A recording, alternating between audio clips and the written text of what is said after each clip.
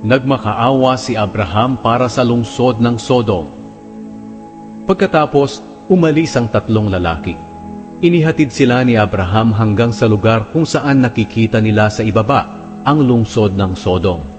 Sinabi ng Panginoon, "Hindi ko itatago kay Abraham ang gagawin ko.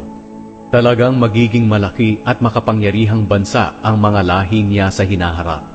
At sa pamamagitan niya, makakatanggap ng pagpapala ang ibang mga bansa. Pinili ko siya para ipatupad niya sa mga anak at mga lahi niya ang utos ko, na gumawa sila ng tama at matuwid. Sa ganoong paraan, matutupad ang aking pangako sa kanya." Pagkatapos sinabi ng Panginoon kay Abraham, "Maraming tao ang dumadaing doon sa Sodom at Gomora, dahil sobrang sama na ng lugar na iyon. Kaya pupunta ako roon para malaman ko kung totoo o hindi ang mga daing ng mga tao roon." Lumakad agad ang dalawang lalaki papuntang Sodom, pero nagpaiwan ang Panginoon at si Abraham. Lumapit si Abraham sa Panginoon at nagtanong, "Lilipulin niyo po ba ang mga matuwid kasama ng mga makasalanan? Kung mayroon po kayang 50 matuwid sa lungsod na iyan, lilipulin niyo pa rin po ba ang buong lungsod? Hindi niyo po ba kahahabagan ang lungsod dahil sa 50 taong matuwid? Hindi po kapanipaniwala na lilipulin ninyo ang mga matuwid kasama ng mga makasalanan.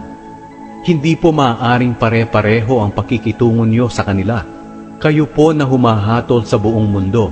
Hindi po ba't dapat gawin ninyo kung ano ang tama?" Sumagot ang Panginoon, "Kung may makita akong 50 matuwid sa Sodom, hindi ko lilipulin ang buong lungsod, alang-alang sa kanila." Muling nagsalita si Abraham, "O Panginoon, patawarin niyo po akong naglakas loob na makipag-usap sa inyo. Tao lang po ako, at wala akong katuwiran na magsabi nito sa inyo. Pero kung meron po kayang 45 matuwid, lilipulin niyo pa rin ba ang buong lungsod dahil kulang po ito ng 5? Sumagot ang Panginoon, "Kung may makita akong 45 matuwid, hindi ko lilipulin ang lungsod." Muling nagsalita si Abraham, "Kung 40 lang po kaya ang matuwid?"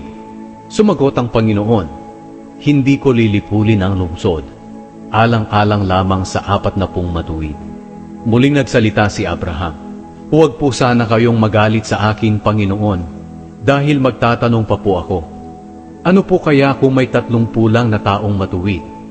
Sumagot ang Panginoon, "Hindi ko pa rin lilipulin ang lungsod kung may makita akong 30 tao na matuwid."